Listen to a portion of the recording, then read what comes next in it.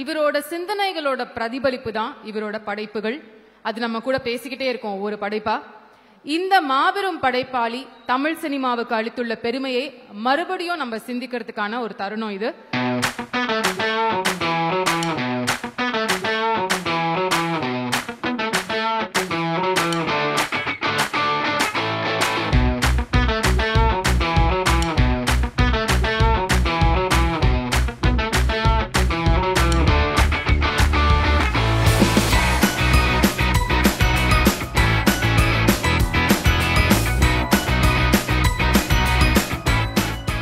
ஜெய் பீம். எல்லோருக்கும் வணக்கம். ஜெய் பீம். ஜெய் பீம்பா. ரொம்ப ரொம்ப மகிழ்ச்சியான ஒரு தருணம். அட்டகத்தில் சிவகுமார் சார் கூட ஆரம்பித்த இந்த ஜேர்னி அண்டு ஞானவேல் சார் மூலமாக ரொம்ப ரொம்ப ஸ்ட்ராங்காக வந்து இந்த தமிழ் சினிமாவுக்கு நான் வந்து அறிமுகமானேன். ஸோ அந்த அட்டகத்தையுமே வந்து ஒரு அன்காம்ப்ரமைஸ்டு ஒர்க்கு, அதை அக்செப்ட் பண்ணிட்டு எனக்கு ஒரு பெரிய சப்போர்ட் கொடுத்து இவ்வளோ தூரம் கொண்டு வந்து என்னுடைய வளர்ச்சியில் மிக முக்கியமான ஒரு ஆளாக ஞானவேல் சார் இருக்காரு. அவரை மறக்கக்கூடாது அப்படின்றதுக்காக உருவாக்கப்பட்டது தான் தங்கலான் அப்படின்னு நான் நினைக்கிறேன். ஏன்னா அவர் கூட நான் நிற்கணும் அப்படின்னு ஆசைப்பட்டேன். தங்கலான் படம் வந்து அவர் கூட தான் நம்ம சார்பட்டா முடிஞ்சதுக்கப்புறம் வந்து எனக்கு நிறைய வாய்ப்புகள் வந்தது. நிறைய பேர் வந்து படம் பண்ணலான்னு கேட்டாங்க. லைக் அந்த டைமில் வந்து நான் வந்து ஞானவேல் சார் கூட தான் நான் படம் பண்ண போகிறேன் அப்படின்னு சொல்லிட்டு நான் வந்து முடிவெடுத்தேன். அவர் கூட சேர்ந்து இருக்கணும்னு நான் அந்த தருணத்தில் நான் வந்து விருப்பப்பட்டேன். இந்த படம் ஆரம்பிக்கிறப்ப கூட நிறைய பேர் வந்து என்கிட்ட பேசினாங்க, ஏன் ஞானவேல் கூட ஒர்க் பண்ணணும், நிறைய ப்ராப்ளம் இருக்குது அதெல்லாம் சொன்னாங்க. ஆனால் வந்து நான் அவர் கூட பண்ணணும்னு சொல்லிட்டு நான் முடிவெடுத்துட்டேன். ஏன்னா எனக்கு தோணுச்சு அது அப்படி இருக்கணும் அப்படின்னு நான் நினச்சேன். எனக்கு வேற எதுவுமே தோணலை, ஞானவேல் சார் கூட நிற்கணும் அப்படின்ற மாதிரி எனக்கு தோணுச்சு. ஸோ அவர் கூட நான் நின்னேன். அண்டு அப்படி நின்னதுக்கு அவர் செஞ்ச விஷயம் வந்து சாதாரண விஷயம் இல்லை அப்படின்னு நான் நினைக்கிறேன். தங்கலான்ற ஒரு படம் வந்து நான் இப்படி எடுக்க போகிறேன், இந்த மாதிரி ஒரு ஸ்கிரிப்ட் அப்படின்றப்போ வந்து பட்ஜெட்டில் வந்து சில பிரச்சனைகள் இருந்தது. ஆனால் வந்து ஞானவேல் சார் வந்து படம் முடிகிற வரைக்கும் லைக் வந்து எந்த பிரச்சனையும் இல்லாமல் அண்ட் வந்து நான் நினச்ச ஒரு படத்தை ஒரு அன்காம்ப்ரமைஸ்டாக எடுக்கிறதுக்கு பெரிய சப்போர்ட் பண்ணியிருக்காரு. அண்ட் வந்து இது வந்து ரொம்ப சாதாரண விஷயம் இல்லை, அண்ட் வந்து பெரிய விஷயம் சார். அண்ட் வந்து நீங்கள் சப்போர்ட் பண்ணதுக்கு வந்து என்னுடைய மிகப்பெரிய நன்றிகள். அந்த நன்றியை நான் வெற்றியாக கொடுக்கணும்னு தான் ஆசைப்படுறேன். உண்மையிலேயே வந்து ரொம்ப சுயநலமாக இருக்கக்கூடாதுன்னு நான் நினைக்கிறேன். ஏன்னா வந்து ஒரு டிரெக்டராக சில ஆர்டிஸ்டிக் ஃப்ரீடம் இருக்கும். அந்த ஃப்ரீடமை நான் யூஸ் பண்ணிக்கணும் மட்டும் நான் நினைக்கல. இதை ஒரு தயாரிப்பாளராக நீங்கள் என்னை நம்பினதுக்கு, ஒரு அண்ணனா என்னை நீங்கள் வந்து நம்பினதுக்கு, அண்ட் ஒரு தம்பியாக உங்களுக்கு ஒரு வெற்றியை கொடுக்கணும்னு சொல்லிட்டு நான் வந்து ஆசைப்படுறேன். நிச்சயமாக இந்த படம் உங்களுக்கு ஒரு நீங்கள் நம்ம நினைக்கிற ஒரு வெற்றியை கொடுக்கும் அப்படின்னு நான் நம்புகிறேன். அந்த வெற்றியை உங்களுக்கு வாங்கி தருவேன் அப்படின்ற ஒரு பெரிய நம்பிக்கை எனக்கு இருக்குது. ரொம்ப மகிழ்ச்சி எனக்கு வந்து நீங்கள் சப்போர்ட் பண்ணது. ஏன்னா ஒரு தயாரிப்பாளராக நான் பார்க்கல, அண்ட் வந்து ஒரு மிகப்பெரிய எனக்கு ஒரு சப்போர்ட்டராக தான் நான் பார்க்குறேன். Thank you Gnanavel sir. And Gnanavel sir கூட இருக்கிற நேஹா மேடம் அண்ட் வந்து தனஞ்சயன் சார், அந்த டீம் எல்லாருக்குமே வந்து ஸ்டுடியோ கிரீன் டீம் எல்லாருக்குமே பெரிய நன்றிகள்.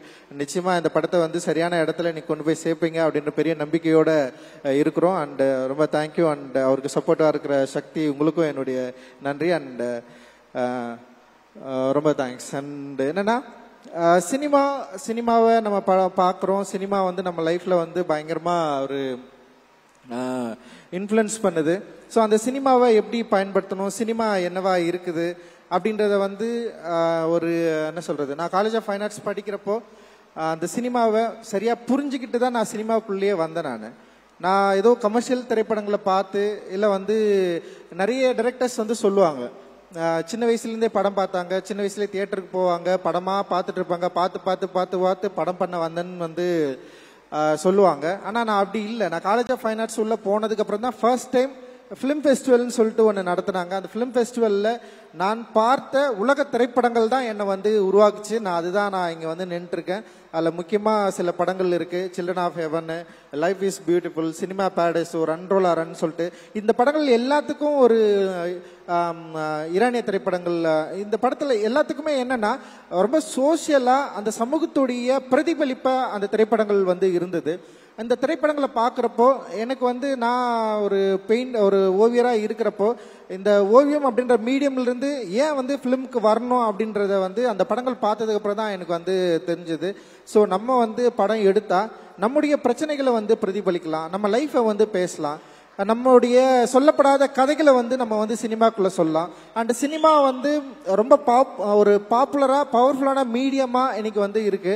அந்த மீடியமா நம்ம வந்து கையில எடுக்கிறப்போ நம்மளுடைய பிரச்சனைகளை, நம்ம சொல்லப்படாத அந்த வரலாறை மக்கள் கிட்ட ஈஸியா கொண்டு போய் சேர்க்கிற ஒரு டூலா இந்தியாவில் சினிமா இருக்கிறதுனால தான் நான் சினிமாவை தேர்ந்தெடுத்தேன். சினிமா என்ன தேர்ந்தெடுக்கல.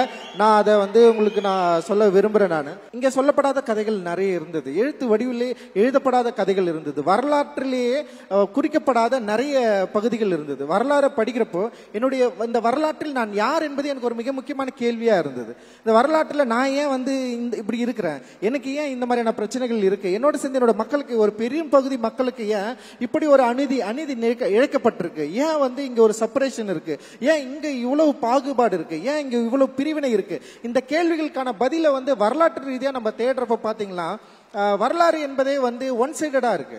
வரலாறு வந்து இந்த பாதிக்கப்பட்ட மக்கள் சைட்ல இருந்து பேசவே இல்லை, அவங்களோட லாங்குவேஜ் இல்லவே இல்லை, அவங்களோட குறிப்புகள் இல்லவே இல்லை. ரொம்ப தேடி தேடி வந்து நம்ம பார்க்குறப்ப வந்து நமக்கு வந்து ஏமாற்றம் தான் மிஞ்சுது. அது போலதான் சினிமாக்கள்லையும் என்ன மாதிரியான படங்கள் எடுத்துட்டு இருக்காங்க, ஏன் இப்போ இந்த மாதிரியான மக்களுடைய லைஃப்பை வந்து பேசவே இல்லை அப்படின்ற ஒரு பெரிய ஒரு தேடலோடு தான் நான் வந்து வந்தேன். குறிப்பாக வந்து பாபாசாஹேப் அம்பேத்கருடைய தீண்டப்படாதவர்கள் யாருன்னு சொல்லிட்டு ஒரு புத்தகம் இருக்கு. அந்த புத்தகத்தை படிக்கிறப்பதான் ஒரு ஆய்வாளன், ஒரு வரலாற்று ஆய்வாளன் மறைக்கப்பட்ட வரலாறை ஏன் உருவாக்க வேண்டிய தேவை இருக்கு, வரலாறு என்பது இங்க என்னவா இருக்கு, வெறும் வந்து வரலாறு என்பது மரபுரியா வந்து இல்ல வந்து இங்க ஏற்கனவே வந்து கல்வெட்டுகள்ல குறிக்கப்பட்ட எழுத்துக்கள் மட்டும்தான் வரலாறா, அல்லது சொல்ல விடாம மறைக்கப்பட்ட வரலாறை நம்ம எப்படி வந்து திருப்பி உருவாக்கி கொடுக்கிறது.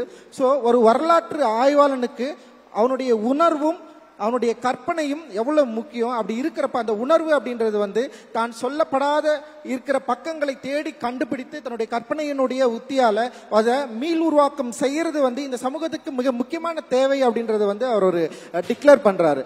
சோ அந்த வரலாற்றின் தேவையை என்னுடைய திரைப்படங்கள் மூலமாக நான் தேடுகிற ஒரு மாணவனாக, ஒரு வரலாற்று ஆய்வாளனாக நான் இருப்பதை வந்து நான் இங்க வந்து உங்களுக்கு முன்னாடி நான் வந்து சொல்லிக்கிறேன். சோ இந்த சினிமா வெறும் வரலாற்றை தேடுவதன் மூலமே மட்டுமே முடிஞ்சிருதா அப்படின்னா அப்படி இல்லை. சினிமான்றது வந்து இங்க வந்து ஒரு பயங்கர மெயின் ஸ்ட்ரீம் மீடியமா இருக்கு, மக்கள் கிட்ட ரொம்ப நெருக்கமா இருக்கு, மக்கள் ரொம்ப எமோஷனலா கனெக்ட் ஆயிருக்கிறாங்க.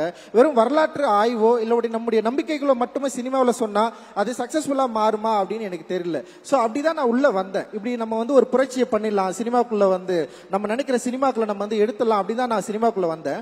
ஆனா சினிமா வந்து அப்படியே வித்தியாசமா இருந்தது. அதுவும் தமிழ் சினிமா போக்கு வந்து இன்னும் பயங்கர வேறுபாடா இருந்தது, வித்தியாசமா இருந்தது. ஸோ இங்க வந்து நம்ம சொல்ற கருத்துக்கள் வந்து சொல்ல முடியுமா அப்படின்ற ஒரு பயம் வந்தது. அந்த பயத்தை வந்து எனக்கு ஃபர்ஸ்ட் போக்குனது வந்து என்னுடைய இயக்குனர் வெங்கட் பிரபு சார் தான். ஏன்னா வெங்கட் பிரபு சார் கிட்ட நான் ஒர்க் பண்றப்போ அதோட ஃபர்ஸ்ட் மூவி சென்னை 28 ஒரு படம் எடுத்தேன். ஏன்னா அவருக்கு வந்து இந்த மாதிரியான ஐடியாஸ் எல்லாம் இல்லை. ஆனா அந்த ஐடியா இல்லாம ஒரு மிக முக்கியமான சென்னையுடைய ஒரு பதிவை வந்து சென்னை 28 மூலமா அவர் வந்து பண்ணாரு. அது மிகப்பெரிய வெற்றி அடைஞ்சது. அந்த வெற்றி ஈஸியா மக்கள் கூட கனெக்ட் ஆகிற ஒரு வெற்றியா இருந்தது. ஈஸியா யங்ஸ்டர்ஸ் வந்து கொண்டாடினாங்க. அப்ப நான் பாக்குறப்போ அந்த சென்னை 28 லைஃபும் என் லைஃபும் வேற இல்லை, ரொம்ப கிட்டத்தட்ட ஒரே மாதிரியான வாழ்க்கை இருந்தது. அந்த பசங்களோட வாழ்க்கை முறையும் வேறவே இல்லை. அப்போ ஒரு கொண்டாட்டத்தை, ஒரு மகிழ்ச்சியை சொல்ல விடாத கதைகள் மூலமா நம்ம சொல்றப்போ ஈஸியா வந்து ஆடியன்ஸை நம்மளால வந்து கனெக்ட் பண்ணிக்க முடியும் அப்படின்றத வந்து விபி சார் கிட்ட தான் நான் கத்துக்கிட்டேன். அப்படி கத்துக்கிட்டதுனால நான் ஏற்கனவே எழுதின சில கதைகளை விட்டு அட்டக்கத்தின்னு சொல்லிட்டு ஒரு கதையை வந்து நான் எழுதினேன். கிட்டத்தட்ட வந்து என்னுடைய லைஃப்ல இருந்து நான் நிறைய எடுத்து அதை வந்து ஒரு சினிமாவா மாத்தி எனக்கு நல்ல ஞாபகம் இருக்கு. சிவி சார் கிட்ட வந்து அந்த கதை சொல்றப்போ அவர் வந்து அவருக்கு பிடிச்சிருந்தாலுமே வந்து அந்த கதையை ஆரம்பிக்கிறதுல அவருக்கு நிறைய தயக்கங்கள் இருந்தது. அப்ப நானும் மோசஸும் வந்து என்ன பண்றோம்னா ஒரு பெரிய லெட்டர் எழுதி அனுப்புறோம். அந்த லெட்டர் தான் வந்து சினிமா பண்றதுக்கான ஒரு வாய்ப்பை வந்து கொடுத்தது. ஸோ அந்த லெட்டர்ல வந்து என்னோட கான்ஃபிடென்ட்டை சொன்னேன். இந்த சினிமா வந்து டெஃபினட்டா மக்களுக்கு வந்து பிடிக்கும். நாங்க வந்து எங்க ஒரு கிரவுண்டை தான் எதிர்பார்த்துட்டு இருக்கோம். நாங்க பிளேயர்ஸ் ரெடியா இருக்கிறோம். எங்க கிட்ட வந்து பால் வந்தா டெஃபினட்டா வந்து நாங்க கோல் அடிச்சிருவோம்னு சொல்லிட்டு ஒரு லெட்டர் ஒன்று எழுதி அனுப்பிச்சேன். அந்த லெட்டர் தான் வந்து அந்த படம் எடுக்கிறதுக்கான ஒரு வாய்ப்பு இருந்தது. மோசஸ் அவன் தான் எழுதினான், அதை இங்கிலீஷ்ல அவனுடைய இங்கிலீஷ்ல எழுதினான். ஸோ வந்து அப்படிதான் நாங்க அந்த படம் ஆரம்பிச்சோம். ஸோ அந்த படம் அட்டகத்தி ஆடியன்ஸ் கிட்ட கனெக்ட் ஆச்சு. அந்த லைஃபை வந்து அக்செப்ட் பண்ணாங்க. ஸோ அந்த லைஃபை அக்செப்ட் பண்ண உடனே எனக்கு ஒரு பெரிய நம்பிக்கை வந்தது. அந்த நம்பிக்கையின் மூலமா அடுத்தது வந்து மெட்ராஸ்ன்னு ஒரு படம் பண்றேன்.